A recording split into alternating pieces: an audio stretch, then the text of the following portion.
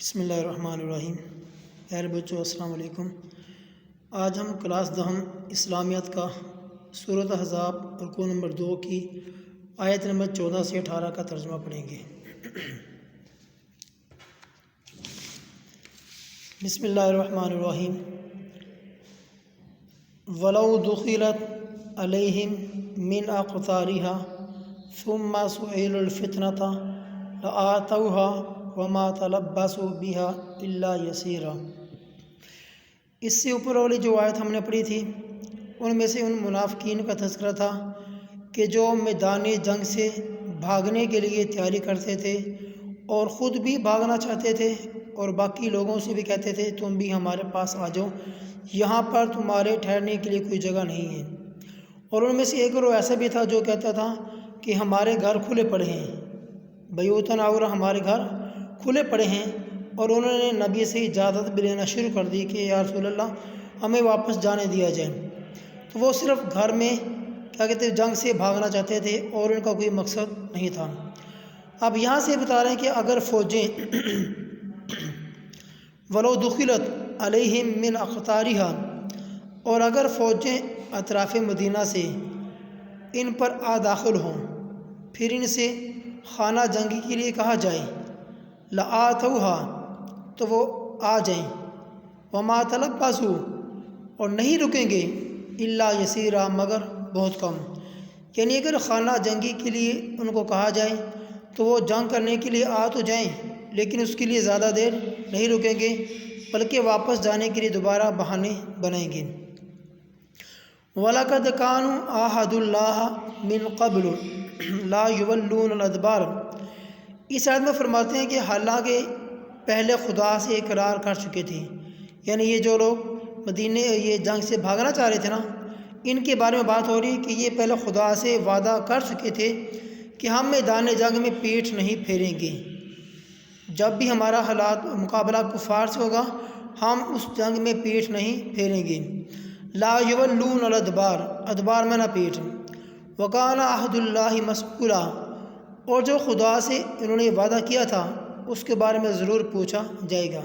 انہیں خدا سے وعدہ کیا، اب اس میں وعدہ خلافی کرتے ہیں، اللہ تعالیٰ ضرور اس کے بارے میں ان سے پوچھیں گے۔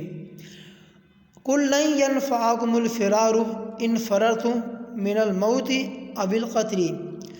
اس آیت میں بیان کیا جا رہا ہے کہ وہ منافقین، وہ کفار جو میدان جنگ سے بھاگنے چاہتے تھے، اب ان کو کہا جا رہا ہے کہ تم یہ جس کام کے لیے جس مقصد کے لیے بھاگنا چاہتے ہو نا، تمہارا بھاگنا تمہارے کسی کام نہیں آئے گا۔ تم کتنے دن زندہ رہ سکتے ہو؟ آخر ایک دن آپ کو موت آنی ہے اور آ کے موت نے آپ کو پکڑ لینا ہے، تو بہتر یہی آپ جنگ میں شہید ہو جاؤ اور اللہ کے ہاں درجے پار ہو۔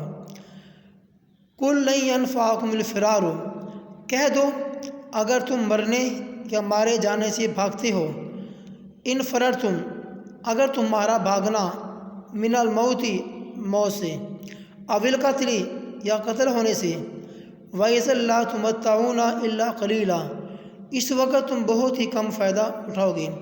یعنی وہاں سے بھاگنے کے بعد تم تھوڑے عرصہ زندہ رہ سکتے ہو، پھر ایک دن آپ کو موت آنی ہے، اس لیے تمہارا وہاں سے بھاگنا تمہیں کوئی نفع کوئی فائدہ نہیں دے گا، تمہیں موت آنی ہے، جہاں بھی مرضی تم چلے جاؤ۔ قُلْ مَنْ ذَا الَّذِي يَعْصِمُكُم مِّنَ اللَّهِ إِنْ أَرَادَ بِكُمْ سُوءًا۔